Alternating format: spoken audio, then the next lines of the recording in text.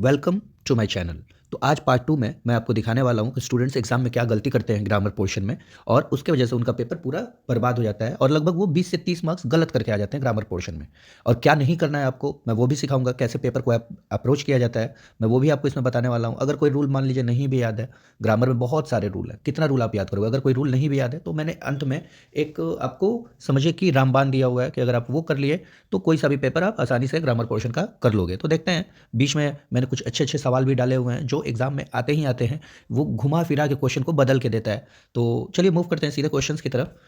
अगर आपने first part देख रखा है, मैं उम्मीद करता हूँ आपने फर्स्ट पार्ट देख रखा है, तो सेकंड पार्ट आपको ज़्यादा समझ में आएगा। ये सारे क्वेश्चन हमने कर रखे थे तो मैं इस पर नहीं मूव करने वाला। मूव करते हैं क्वेश्चन नंबर 31 तक हमने कर रखा था लास्ट वीडियो में। 32 से हम शुरू करते हैं। कह रहा है she said to me where are you going. तो ये आपको डायरेक्ट स्पीच में दिख रहा है, इनडायरेक्ट करना है आपको, बस इतना ही पे फोकस करना है कि आर हमारा किस में चेंज होता है, वाज या वर में। देखते हैं कहाँ कहाँ पे वाज या वर लिखा हुआ है। फर्स्ट ऑप्शन में वाज लिखा है, होल्ड कर रहा हूँ। बी में एम लिखा है, ये हमारा एलिमिनेट हो जाएगा। सी में हैड लिखा है तो ये भी एलिमिनेट हो जाएगा। डी में वाज लिखा है तो होल्ड करेंगे। और ये देखिए जो हमारा सवाल था, she said to me where are you going, कि उसने मुझसे कहा तुम कहाँ जा रहे हो। तो आप खुद बताओ, ये क्वेश्चन है ना, तो इसीलिए सेड टू हमारा किस में चेंज हो जाएगा, आस्क्ड में, जो कि डी ऑप्शन में सेड का सेड किया हुआ है। तो डी ऑप्शन भी हमारा एलिमिनेट हो गया और हमारा आंसर करेक्ट हो जाएगा ए ऑप्शन। क्वेश्चन नंबर 33 में कह रहा है he said I can help you. तो कैन किस में चेंज होता है, कैन चेंज होता है कुड में। देखते हैं कहाँ कहाँ कैन को कुड किया हुआ है। ए ऑप्शन में कैन को कैन किया हुआ है, एलिमिनेट हो जाएगा। बी में कैन को कुड किया है, होल्ड कर रहा हूँ। सी में विल किया हुआ है तो एलिमिनेट हो जाएगा। डी में वी टू कर दिया है तो ये भी हमारा एलिमिनेट हो जाएगा। तो आपको स्मार्ट अप्रोच रखना है। अगर ऐसे आप पेपर करोगे बहुत आसानी से कर ले जाओगे। बीच में मैंने बहुत अच्छे अच्छे सवाल डाल रखे हैं जो एग्जाम में आते ही आते हैं और आपको उन्हीं सब क्वेश्चन पे पकड़ बनानी है। क्वेश्चन नंबर 34 कह रहा है teacher said the earth revolves around the sun. तो ये तो हमारा यूनिवर्सल ट्रूथ है। ये ऐसे सवाल तो सबसे आसान होते हैं बनाना, क्योंकि करना क्या होता है, हमने ये सेंटेंस, ये पूरा का पूरा वर्ड हमने लिखना होता है द टीचर सेड, उसके बाद कॉमा, इन्वर्टेड कॉमा की जगह बस दैट लगाइए और फिर से यही सेंटेंस को एज इट इज उतार दीजिए, क्योंकि यूनिवर्सल ट्रूथ है, इसमें कुछ नहीं चेंज होना आपका। तो फर्स्ट पार्ट में, मतलब ए ऑप्शन की मैं बात करूँ, द टीचर सेड, इसमें दैट नहीं दिया हुआ, एलिमिनेट हो जाएगा। तो सेकंड बी ऑप्शन में कह रहा है the teacher said the earth revolves, इसमें भी दैट नहीं दिया हुआ है, एलिमिनेट हो जाएगा। सी में कह रहा है द टीचर सेड, इसमें भी नहीं दिया हुआ है और डी में भी नहीं दिया हुआ है। ठीक है, अब दैट कहीं नहीं दिया हुआ है तो ऐसा थोड़ी है कि हम देखिए चार ऑप्शन में एक तो हमने टिक करके आना ही आना है, वैसे तो चारों गलत है, लेकिन एक हमको किसी न किसी पे आंसर तो टिक करना है, तो हमारा बी ऑप्शन हो जाएगा, क्योंकि बी में जो है हमारा वो टेंस को चेंज नहीं किया। कह रहा है the teacher said the earth revolves around the sun. ठीक है, कोई दिक्कत नहीं होनी चाहिए यहां तक। मूव करते हैं क्वेश्चन नंबर 35 की तरफ। कह रहा है 35 में she said I have finished my homework. तो हैव फिनिश्ड यानी कि हैव फिनिश्ड पर आप फोकस करो, ये हमारा प्रेजेंट परफेक्ट होता है जो कि चेंज होता है पास्ट परफेक्ट में। पास्ट परफेक्ट का स्ट्रक्चर होता है हैड प्लस V3। अब देखते हैं हैड प्लस V3 कहाँ लिखा है। ए ऑप्शन में नहीं लिखा है, एलिमिनेट कर देंगे। बी में लिखा है, होल्ड कर रहा हूँ। सी और डी में नहीं लिखा है तो मैंने एलिमिनेट कर दिया। क्वेश्चन नंबर 36 में कह रहा है इज डैश ऑनेस्ट मैन। अब देखिए ये आर्टिकल से सवाल है और इतना आसान सवाल है कि अगर आपका कोई छोटा भाई बहन 5th 6th क्लास में भी पढ़ता होगा ना, आप उससे भी पूछोगे तो ये बता ले जाएगा। लेकिन अगर आप सोचो ये सवाल भी एग्जाम में अगर गलत करके आते हो तो आप कहाँ, मतलब कहाँ आप एग्जिस्ट करते हो, आप सोच सकते हो खुद। ठीक है, ऑनेस्ट को अगर जब हम हिंदी में लिखने जाते हैं ना, ऑनेस्ट जब हम हिंदी में लिखते हैं तो ये ऐसे लिखाता है। ठीक है, ऑनेस्ट। तो और से जो हमारा हिंदी का प्रोनाउंसिएशन शुरू होता है इंग्लिश में, उसके आगे हम लोग क्या लगाते हैं, एन लगाते हैं। तो ये हमारा हो जाएगा 36 का B, he is an honest person या he is an honest man. 37 में कह रहा है I saw dash elephant in the zoo. तो आप खुद देखिए एलिफेंट लिखा हुआ है तो ये तो सेकंड थर्ड क्लास का भी क्वेश्चन नहीं है, तो बी ऑप्शन हमारा करेक्ट हो जाएगा कि I saw an elephant in the जू। 38 में कह रहा है dash Ganga is a Holi river. अब देखिए अब गंगा के बारे में बात किया जा रहा है, तो गंगा क्या है, एक स्पेसिफिक रिवर है कि आप किसी से भी बोलोगे गंगा रिवर के बारे में तो सब कोई गंगा रिवर को पहचानता है, ये एक स्पेशल चीज़ है। तो इसीलिए स्पेशल चीज़ों के आगे हम लोग क्या लगाते हैं, द लगाते हैं। तो 38 का हो जाएगा the Ganga is a Holi river. 39 में कह रहा है he is dash player in the team. अब देखिए अगर आपने डिग्री थोड़ा बहुत भी पढ़ रखा है ना, तो आप याद रखिएगा सुपरलेटिव डिग्री के पहले हमारा द एकदम कंपलसरी है कि यूज होना ही होना है। तो यहाँ पे बेस्ट लिखा हुआ है, बेस्ट हमारा सुपरलेटिव डिग्री होता है, तो इसके पहले द का ना इसकी मजबूरी है। तो he is the best player in the team, कि वो टीम में सबसे बेहतर प्लेयर। 40 में कह रहा है शी बॉट डैश अम्ब्रेला। ये भी बताइए, ये भी थर्ड फोर्थ क्लास का क्वेश्चन था। 40 का हो जाएगा हमारा बी, कि she bought an umbrella. Move करते हैं नेक्स्ट क्वेश्चन 41 की तरफ। मैं बीच में कुछ आपको होमवर्क भी दूंगा जो कि एग्जाम में समझिए कि उस हिसाब से नहीं तो दूसरे तरीके से उस सवाल पूछता ही पूछता है। अच्छा हाँ, एक एक स्टूडेंट का कमेंट आया हुआ था कि सर वो जो पतला वाला बुक होता है, रीड थिंक एंड एंजॉय, ऐसे ही कुछ बुक का नाम है, कि उससे भी सवाल आता है क्या। हाँ जी, उससे भी सवाल आता है और मैं बता दूंगा जो सवाल आने वाला होगा, मैं बता दूंगा वही सवाल आएगा, घुमा फिरा के देगा। कभी देखिए, कभी पूछता है अमेरिकन इंग्लिश के बारे में बताइए, ठीक है, कभी बोलेगा कि ब्रिटिश इंग्लिश के बारे में बताइए, कभी किसी इंग्लिश के बारे में, कभी किसी इंग्लिश के बारे में वो पूछता है। तो कैसे ये सब का आंसर लिखा जाता है, मैं एक ही आंसर लिखाता हूँ सबका, और ऐसा आंसर लिखाऊंगा कि आपका अमेरिकन इंग्लिश भी उसमें कवर हो जाएगा, आपका उसमें ब्रिटिश इंग्लिश भी कवर हो जाएगा, मॉडर्न इंग्लिश भी, सब जितना इंग्लिश है वो सारा का सारा उसमें कवर हो जाएगा। मतलब एक कोई सा भी वो क्वेश्चन पूछेगा, आप सेम आंसर दोगे जो मैं बताऊंगा, तो आपका मार्क्स मतलब पूरे के पूरे आपको मिल जाएंगे। तो मूव करते हैं क्वेश्चन नंबर 41 की तरफ। कह रहा है he is afraid dash snakes. देखिए अफ्रेड के साथ फिक्स प्रीपोजिशन ऑफ लगता है, he is afraid of snakes. तो ये हमारा देखिए कहाँ ऑप्शन दिया हुआ, बी ऑप्शन में दिया 41 का। 42 में कह रहा है she is good dash mathematics, तो गुड इन होता है, ठीक है, she is good in mathematics. तो देखते हैं कहाँ इन दिया हुआ है सॉरी 42 का बी हो जाएगा। 43 कह रहा है ही वॉज एक्यूज्ड, देखिए एक्यूज्ड भी सेम अफ्रेड टाइप से है कि he is accused of theft, तो 43 का हमारा देखते हैं, 43 का हो जाएगा सी। 44 में कह रहा है the cat jumped dash the table. देखिए ये बहुत बढ़िया सवाल है, ऑप्शन के हिसाब से मैं बोल रहा हूँ कि बहुत बढ़िया सवाल है। इनटू तो बिल्कुल नहीं होगा, ठीक है, अपॉन भी बिल्कुल नहीं होगा। अब देखिए बचा क्या हमारे पास, ऑन बचा, ओवर बचा, तो ऑन भी आप लगा सकते हो आंसर में, आप ओवर भी लगा सकते हो, ठीक है, ऑन और ओवर दोनों करेक्ट है। तो आपकी जो इच्छा, अब मुझे नहीं पता कि एग्जामिनर ने क्या आंसर करेक्ट माना था, लेकिन मेरे अकॉर्डिंग ए और सी दोनों करेक्ट है। अब दो ऑप्शन तो आप टिक नहीं कर सकते हो एमआर में, तो किसी एक पे आप टिक लगा के आ सकते थे। क्वेश्चन वैसे मुझे लगता है कि इसका मार्क्स सबको मिला होगा, क्योंकि ये इसमें दो आंसर करेक्ट है, तो सबको +1 मार्क्स मिल गया होगा। 45 में कह रहा है he died dash a serious illness, तो ये भी हमारे इसी पे सवाल था, he died of a serious illness हो जाएगा 45 का ए।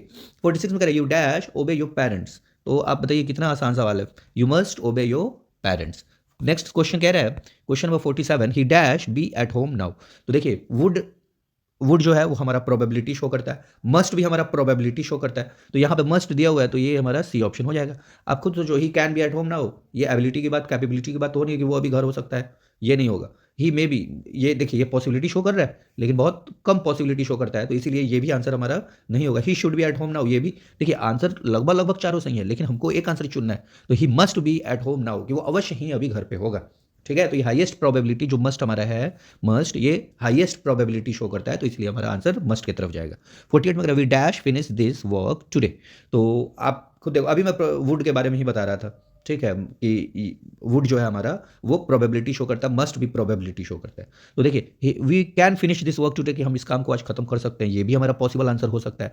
We should finish this work today, कि हमको आज काम खत्म कर देना चाहिए, ये भी पॉसिबल आंसर हो सकता है। We might finish this work today, यानी कि मतलब लगभग लगभग मैंने हमको, माइट का मतलब होता है एकदम लीस्ट पॉसिबिलिटी, कि हो सकता है हम लोग आज ये काम खत्म कर दें, तो ये सी ऑप्शन भी मतलब पॉसिबल आंसर हो सकता है। डी कह रहा है we would finish this work today, कि हम लोग मतलब बहुत हाई चांस है कि हम लोग ये काम को आज खत्म कर देंगे, तो हमारा आंसर करेक्ट हो जाएगा डी। और कैसे करेक्ट होगा ये भी मैंने आपको बता दिया। 49 में कह रहा है you dash not enter the room. देखिए अब ये भी सवाल बहुत अच्छा है, मॉडल वर्ब से जितना भी इसमें मैंने सवाल उठा रखा है, सारे के सारे सवाल बहुत अच्छे हैं, आपके समझने के लिए मैंने ऐसे ऐसे सवाल उठा रखे हैं, सो दैट मैं आपको कुछ लर्निंग दे सकूं। कह रहा है 49 में you dash not enter the room, A option को अगर मैं कंसीडर करूँ, you must not enter the room, कि तुमको अवश्य ही रूम में नहीं आना चाहिए। बी में कह रहा है you dare not enter the room, कि तुमको हिम्मत नहीं है इस, मतलब तुम हिम्मत मत करो इस रूम में आने की। सी में कह रहा है you need not enter the room, कि तुमको इस मतलब रूम में आने की जरूरत नहीं है। 49 में कह रहा है कि सॉरी डी ऑप्शन में कि you should not enter the room, कि तुम्हें यहाँ पे आने की जरूरत नहीं है। तो डी ऑप्शन तो खैर हम एलिमिनेट कर देंगे, क्योंकि इससे बढ़िया ऑप्शन हमारे पास ए है, सी है, बी तो बिल्कुल नहीं होगा, ठीक है। अब बचा हमारे पास ए और सी। तो देखिए आप मतलब ज़्यादा चांस जो मैं बोल रहा हूँ कि ज़्यादा आंसर कौन सा करेक्ट है, तो ये हमारा करेक्ट हो जाएगा A option, you must not enter the room, तुमको अवश्य ही इस रूम में इंटर नहीं करना चाहिए। वैसे नीड भी सही है, ठीक है। क्वेश्चन नंबर 50 पे चलते हैं। ही dash swim when he was young, हम इस लाइन पे फोकस करेंगे, तो हम इस लाइन पे फोकस करेंगे व्हेन ही वाज यंग। तो अगर कोई टेंस पास्ट में होता है तो वो हमेशा पास्ट में ही रहता है, अनटिल अनलेस कोई यूनिवर्सल ट्रूथ ना आ जाए, ठीक है। तो ये ऑप्शन तो प्रेजेंट का दिया हुआ है, ए ऑप्शन एलिमिनेट हो जाएगा, सी ऑप्शन भी प्रेजेंट का दिया हुआ है, एलिमिनेट हो जाएगा, बचा बी और डी। तो आपको देखो ये कैपेबिलिटी की तो बात हो रही है, तो बी ऑप्शन हमारा करेक्ट हो जाएगा कि he can swim when he was young, कि वो तैर सकता था जब वो यंग था। 51 में कह रहा है one of my friends dash absent. अब देखिए ये भी सुपरलेटिव डिग्री से सवाल पूछा हुआ है, जहां भी वन ऑफ आ जाए याद रखिएगा, उसके बाद अगर कोई नाउन या प्रोनाउन आ रहा है ना, तो वो हमारा किस में होगा, वो हमारा प्लूरल आएगा, ठीक है। इससे भी सवाल डायरेक्ट आता है, ठीक। जैसे यहाँ पे आप देख सकते हो वन ऑफ माई फ्रेंड्स लिखा हुआ है, फ्रेंड्स क्या है, प्लूरल, लेकिन जो हमारा यहाँ आने वाला हेल्पिंग वर्ब होगा, जैसे यहाँ पे ब्लैंक में कुछ तो हमने भरना है, तो यहाँ पे जो चीज़ आएगा वो इस वन के अकॉर्डिंग आएगा, ठीक है, तो वन हमारा क्या होता है, सिंगुलर होता है, इसीलिए हमारा आंसर क्या आएगा, सिंगुलर हेल्पिंग वर्ब आएगा। आप देखो A option singular helping verb है नहीं, बी सिंगुलर हेल्पिंग वर्ब है नहीं, सी सिंगुलर हेल्पिंग वर्ब है, हाँ होल्ड करूंगा, डी सिंगुलर हेल्पिंग वर्ब है नहीं, तो हमारा आंसर करेक्ट हो गया C option. One of my friends is absent, कि मेरे कुछ दोस्तों में से एक दोस्त एब्सेंट। 52 में कह रहा है each of the boys dash given a prize. यहां भी सेम कंसेप्ट वही है, यहां भी ईच के अकॉर्डिंग जो हमारा यहाँ पे फिल होना है वो ईच के अकॉर्डिंग होना है। तो ईच हमारा क्या है, सिंगुलर माना जाता है, तो हमारा हेल्पिंग वर्ब भी सिंगुलर आएगा। ए ऑप्शन में वर लिखा हुआ जो कि प्लूरल होता है, हैव भी प्लूरल होता है, ये भी एलिमिनेट हो जाएगा, आर भी प्लूरल होता है, ये भी एलिमिनेट हो जाएगा, तो हमारा आंसर करेक्ट हो जाएगा 52 का C, each of the boys has given a prize. Move करते हैं नेक्स्ट क्वेश्चन की तरफ। आप भी अटेम्प्ट करते रहना, साथ ही साथ आप देखना कि आप कैसे अटेम्प्ट कर रहे हो, आप क्या मिस्टेक्स कर रहे हो और मैं कैसे उसको अटेम्प्ट कर रहा हूँ। अगर मेरी तरीके से आप अटेम्प्ट करोगे, मैं ये नहीं कह रहा कि मैं टीचर के तरीके से अटेम्प्ट करने को, मैं कह रहा कि मेरे स्टाइल में अगर आप अटेम्प्ट कर रहे हो पेपर, तो कोई सा भी पेपर ईजी हो जाता है आपके लिए। 53 में कह रहा है neither Ram nor his friends dash present. अगर आप नीदर नॉर पढ़े हुए हो ना, नीदर नॉर या फिर ईदर और, कोई सा भी, नीदर नॉर ईदर और, तो नीदर नॉर में क्या होता है, जो हमारा नियरेस्ट सब्जेक्ट होता है, जैसे यहाँ पे लिखा हुआ है नीदर के बाद एक राम दिया हुआ है और नॉर के बाद हिज फ्रेंड्स दिया हुआ है, तो हमारा नियरेस्ट सब्जेक्ट क्या हो गया, हमारा नियरेस्ट सब्जेक्ट हो गया हिज फ्रेंड्स। ठीक है, तो जो हमारा आगे आने वाला हेल्पिंग वर्ब होता है या फिर जो वर्ब होता है, जैसे यहाँ पे कुछ तो भरना है हमने ब्लैंक में, तो जो आने वाला हेल्पिंग वर्ब होता है वो नियरेस्ट सब्जेक्ट यानी हिज फ्रेंड्स जैसे यहाँ पे दिया हुआ है, तो इसके अकॉर्डिंग फिल होगा। तो हिज फ्रेंड्स हमारा क्या है, प्लूरल है, तो हमारा हेल्पिंग वर्ब कैसा आएगा, प्लूरल आएगा। तो आप ए ऑप्शन तो एलिमिनेट कर दोगे, बी ऑप्शन तो एलिमिनेट कर दोगे क्योंकि ये सिंगुलर दिया हुआ है। ठीक है, तो अब मैं देख रहा हूँ कहना क्या चाहता है सवाल, कह रहा है neither Ram nor his friends, तो आर प्रेजेंट। ठीक है, सी ऑप्शन हो जाएगा। ठीक है, नेक्स्ट मूव करते हैं क्वेश्चन नंबर 54 की तरफ। कह रहे bread and butter dash is breakfast. तो देखिए ब्रेड एंड बटर एक तरह से ये कोलोकेशन, ये हमेशा साथ में ही दिखते हैं। कोलोकेशन उनको बुलाता है जो ओकेजनली वर्ड साथ में दिखते हैं। तो ब्रेड एंड बटर को हम सिंगुलर काउंट करेंगे और सिंगुलर के अकॉर्डिंग सिंगुलर हेल्पिंग वर्ब आएगा। ये हमारा प्लूरल हेल्पिंग वर्ब एलिमिनेट हो जाएगा, बी भी प्लूरल हेल्पिंग वर्ब एलिमिनेट हो जाएगा, डी भी प्लूरल हेल्पिंग वर्ब एलिमिनेट हो जाएगा, सी ऑप्शन हमारा करेक्ट हो जाएगा, bread and butter is his breakfast. 55 में कह रहा है the number of students dash increasing. याद रखिएगा बहुत ये वीवीआई पॉइंट है, ठीक है, इससे कंपटीशन में भी सवाल आता है, तो इसीलिए इस सवाल को, इस मतलब पॉइंट को बिल्कुल याद रखिएगा। कह रहा है द नंबर ऑफ, तो द नंबर ऑफ जो है हमारा, इसको हम लोग सिंगुलर काउंट करते हैं, ठीक, और एक वर्ड हमारा होता है अ नंबर ऑफ, तो इसको हम लोग प्लूरल काउंट करते हैं। ठीक है, तो यहाँ पे द नंबर ऑफ दिया हुआ है, ठीक, तो आने वाला जो हमारा हेल्पिंग वर्ब होगा वो क्या होगा, सिंगुलर होगा, जैसे कि मैंने यहाँ पे बताया। तो देखते हैं कहाँ कहाँ सिंगुलर दिया हुआ है। ए ऑप्शन में प्लूरल दिया है, एलिमिनेट हो जाएगा, बी में भी प्लूरल दिया हुआ है, एलिमिनेट हो जाएगा, ठीक है, डी में भी प्लूरल दिया हुआ है तो एलिमिनेट हो जाएगा, सी में सिंगुलर दिया है तो हमारा 55 का सी करेक्ट हो जाएगा। तो तब तक आप अटेम्प्ट करो, जब तक मैं आप इसको, जब तक मैं इरेज कर लूँ। ठीक है, और आप देख पा रहे होगे कि आप कैसा कैसा मिस्टेक्स करके आते हो। इतना आसान आसान सवाल आप करना क्या होता है, कर क्या देते हो, मतलब एग्जाम्पल के तौर पे यहीं पे मैंने इसके अकॉर्डिंग यहाँ पे फिल किया और आप क्या करते, इस स्टूडेंट्स के अकॉर्डिंग फिल करते, तब तो भैया गड़बड़ होना ही है। आप यहाँ भी वही काम करते, ये 53 में neither Ram nor his friends, आप सोचते कि राम के अकॉर्डिंग आएगा, ठीक है, तो आप डायरेक्ट इज मार देते आंसर या वाज मार देते, कुछ भी आप कर देते। ठीक है, तो वैसे नहीं करना होता है, आपको छोटी छोटी बातें याद रखनी। 56 में कह रहा है he did not dash there. तो आप खुद बताइए, जब डिड नॉट लग जाएगा, डिड नॉट लग जाएगा तो उसके बाद वर्ब का कौन सा फॉर्म आता है, V1 आता है। तो देखते हैं V1 कहाँ दिया, ये तो V2 है, एलिमिनेट हो जाएगा, V5 है, एलिमिनेट हो जाएगा, V1 है, होल्ड करूंगा, V4 है, एलिमिनेट हो जाएगा, तो सी ऑप्शन हमारा 56 का करेक्ट हो जाएगा। 57 में कह रहा है she prefers T dash coffee. देखिए याद रखिएगा, प्रेफर के साथ फिक्स प्रीपोजिशन टू लगता है, तो प्रेफर्स यहाँ पे दिया हुआ है, इसके अकॉर्डिंग हमारा टू आ जाएगा 57। 58 देखिए इसमें कुछ बताने लायक नहीं था, इसीलिए मैं नहीं बता रहा हूँ, ठीक है, 57 में कुछ भी बताने लायक नहीं था, ये तो फिक्स प्रीपोजिशन से सवाल था। ये फिक्स प्रीपोजिशन आप जब प्रैक्टिस जैसे जैसे करोगे वो याद होते जाएगा। 58 भी सेम सवाल है फिक्स प्रीपोजिशन पे, ये सीनियर 2 होता है। याद रखिएगा जहां भी मतलब कोई अगर मैं एडजेक्टिव की बात कर रहा हूँ, अगर IOR में एंड करता हो तो उसके बाद हमेशा फिक्स प्रीपोजिशन टू लगता है। जैसे प्रायर का मैं बात करूँ, प्रायर, तो प्रायर के साथ भी क्या लगता है, फिक्स प्रीपोजिशन टू लगता है। जूनियर की मैं बात करूँ तो फिक्स प्रीपोजिशन क्या लगता है, टू लगता है। ठीक है, इंफीरियर, सुपीरियर, ठीक, तो ये इन लोग के साथ फिक्स प्रीपोजिशन टू लगता है। मूव करते हैं नेक्स्ट स्लाइड नंबर 9 की तरफ, और क्वेश्चन नंबर 58 ही सीनियर, अच्छा ये तो मैंने बता ही दिया। 59 में कह रहा है she is dash than her sister, तो दैन हर सिस्टर लग गया, तो यानी ये कंपैरेटिव डिग्री की बात कर रहा है। तो कंपैरेटिव डिग्री में या तो हमारा ER लगता है, ठीक है, और या तो मोर लगता है, ठीक, मोर लगता है। अब कहाँ ER लगता है, कहाँ मोर लगता है, वो भी मैं थोड़ा सा आपको बता ही देता हूँ। एक चीज़ होता है हमारा, एक टर्म होता है सिलेबल, ठीक है, सिलेबल। अब सिलेबल क्या होता है, जितनी बार आप टंग ट्विस्ट करते हो, जैसे एग्जाम्पल के तौर पर अगर मैं बोल रहा हूँ टॉल, टॉल हिंदी में लिख रहा हूँ, तो एक बार भी आपका टंग ना ट्विस्ट नहीं हो रहा, आप सीधे सीधे बोल पा रहे हो टॉल, तो ऐसे वाले वर्ड्स में क्या करते हैं हम लोग, अगर इसका हम लोग कंपैरेटिव डिग्री बनाना होता है तो ई आर ऐड कर देते हैं, ठीक है। और अगर सुपरलेटिव डिग्री बनाना होता है तो हम लोग क्या करते हैं, ई एस टी ऐड कर देते हैं। जैसे टॉल का होता है टॉलर, टॉलेस्ट, ठीक। लेकिन अब जैसे ही एक से ज़्यादा हम लोग का सिलेबल हो जाता है, सिलेबल मतलब टंग ट्विस्ट हो जाता है, जैसे मैं बात करूं ब्यूटीफुल, ब्यूटीफुल, तो आप एक बार बी बोल रहे हो, फिर यू बोल रहे हो, फिर टी बोल रहे हो, फिर फुल बोल रहे हो, तो चार चार बार टंग ट्विस्ट हो रहा है। तो ऐसे सिनेरियो में क्या करते हैं हम लोग, जब इसका कंपैरेटिव डिग्री बनाना होता है तो हम लोग लिख देते हैं इसके, इस वर्ड के पहले मोर लगा देते हैं, तो ये हो जाता है मोर ब्यूटीफुल। और अगर सुपरलेटिव बनाना होता है तो हम लोग मोस्ट लगा देते हैं, तो हो जाता है मोस्ट ब्यूटीफुल। तो देखते हैं किस चीज़ पे यहाँ पे सवाल था। 59 में कह रहा है she is dash then her sister. अब बताइए, जो मैंने एग्जाम्पल दिया है, मैं सच बोल रहा हूँ, मैंने ये ऑप्शन नहीं देखा था, मैंने जो एग्जाम्पल दिया उसी से ये सवाल भी था, ठीक। तो टॉल अभी मैंने बताया कि ये वन सिलेबल होता है, और वन सिलेबल में हम लोग क्या करते हैं, जब कंपैरेटिव डिग्री करना होता है तो ई आर ऐड कर देते हैं, तो बस बी ऑप्शन हमारा करेक्ट हो जाएगा। ये तो सुपरलेटिव डिग्री, सी ऑप्शन तो ये तो ऐसे ही इनकरेक्ट हो जाएगा। ए ऑप्शन मोर टॉल बिल्कुल नहीं होगा, क्योंकि ये तो मैंने बताया ही, एक ट्विस्ट से ज़्यादा टंग, एक बार टंग ट्विस्ट करे उससे ज़्यादा अगर आपका टंग ट्विस्ट कर रहा है तब जाके मोर लगता है। डी में कह रहा है वेरी टॉल, ये भी हमारा नहीं होगा। क्वेश्चन नंबर 60 कह रहा है this is the dash movie I have ever seen. अभी मैंने कुछ देर पहले ही बताया था, एक दो स्लाइड पहले ही, कि जितना भी हमारा सुपरलेटिव डिग्री होता है उसके पहले द लगता है, ठीक है। अब यहाँ पे द लगा हुआ है, तो अब खुद देखिए, ये सुपरलेटिव डिग्री से सवाल है तो ये हो जाएगा this is the best movie, कि सबसे अच्छी मूवी आज तक मैंने जो देखी।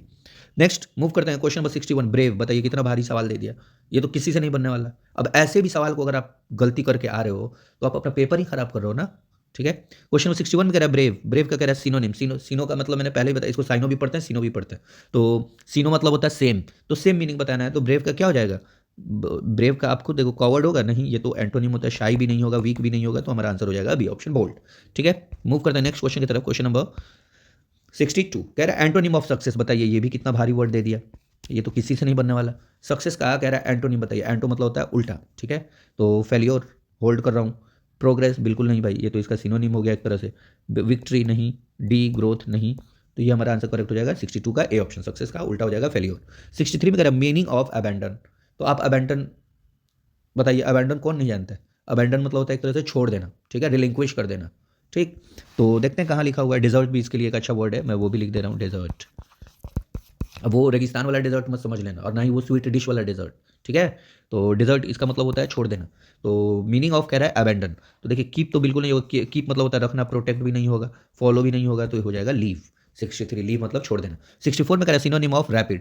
आप इससे पहले भी मैंने किसी कहीं तो पढ़ाया था, या तो मॉडल मॉडल पेपर जब करा रहा था तभी, या फिर किसी ना किसी क्वेश्चन सेट में मैंने रैपिड का कराया था। रैपिड फायर मैंने बोला था कि जैसे आप कपिल शर्मा शो देखते हो या कोई सा भी शो देखते हो, तो उसमें ना रैपिड फायर राउंड भी होता है। अब रैपिड फायर में क्या होता है, एकदम क्विक सवाल आते रहते हैं, आपको बिना कुछ सोचे तुरंत जवाब देना होता है। जैसे आप कितना बार किसी किसी प्लेयर्स का भी, मतलब क्रिकेट प्लेयर्स की मैं बात कर रहा हूँ, उनका भी रैपिड फायर राउंड आप देखे होंगे, कि स्टीव स्मिथ या विराट कोहली, तो स्टीव स्मिथ फिर से पूछा जाता है, स्टीव स्मिथ या जो रूट, तो उसमें से फिर आपको बिना कुछ सोचे तुरंत तुरंत में जवाब देना होता है। तो कह रहा है सिनोनिम लिखना है तो क्विक हो जाएगा बी ऑप्शन, स्लो तो बिल्कुल नहीं होगा, लेजी भी नहीं होगा, वीक भी नहीं होगा, ठीक है। 65 में कह रहा है एंटोनिम ऑफ ऑनेस्ट। अब बताइए कितना भारी सवाल है, ऑनेस्ट का मीनिंग किसी को नहीं पता होगा, बहुत नया वर्ड है, डिक्शनरी में भी एग्जिस्ट नहीं करता ऐसा वर्ड है ना।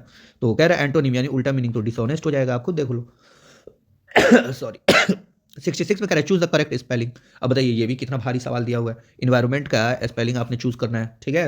अब ये भी आप नहीं चूज कर सकते, तो क्या ही चूज करोगे, तो ये तो बिल्कुल नहीं होगा, सॉरी, हमारा ये हो जाएगा बी ऑप्शन इन्वायरमेंट। 67 करें choose the correct word, he is not interested in politics, ठीक है, ही इज नॉट इंटरेस्टेड, उसको पॉलिटिक्स में कोई इंटरेस्ट नहीं। तो आज के लिए हम लोग इतना ही रहने देते हैं। देखिए मैंने बहुत सारे सवाल ले रखे हैं, आप उसके लिए चिंता ना करो, तो आज इतना ही रहने देते हैं, जब तक आप इसी सब पेपर को करो, और पेपर को बस अच्छे से करना जान जाओ, कि पेपर अटेम्प्ट कैसे किया जाता है। ऐसे नहीं कि कुछ भी अटेम्प्ट कर दिए, मन की 100 में 60 सवाल, मतलब ऑब्जेक्टिव की मैं बात कर रहा हूँ, कि क्वेश्चन 100 आते हैं, 60 अटेम्प्ट करना है, तो कुछ भी ABCD तो लगाना है, तो ABCD कुछ भी लगा दिए, नहीं। आप सोच समझ के अगर लगाओगे ना, तो ग्रामर के जो 60 क्वेश्चन होते हैं उसी में से आप 50 कर ले जाओगे, आपको बुक पढ़ने की आवश्यकता भी नहीं पड़ेगी, ठीक है। लेकिन मैं ये नहीं कह रहा कि आप बुक नहीं पढ़ो, आपको बुक पढ़ना चाहिए, लेकिन मैं एक बात कह रहा हूँ कि अगर आप 60 सवाल ग्रामर का आता है, तो उसमें अगर आप सही से पढ़ोगे ना, थोड़ा सही से, मैं ये नहीं कह रहा कि बहुत रॉकेट साइंस पढ़ लो, अगर थोड़ा सही से पढ़ोगे तो आप वहीं पे 50 क्वेश्चन कर ले जाओगे। तो ठीक है, आज के लिए इतना ही रहने देते हैं, बाकी अगर कोई दिक्कत होगा, कोई परेशानी होगा, तो कॉमेंट बॉक्स आपके लिए खुला हुआ है, आप कुछ भी पूछ सकते हो। चलिए, धन्यवाद।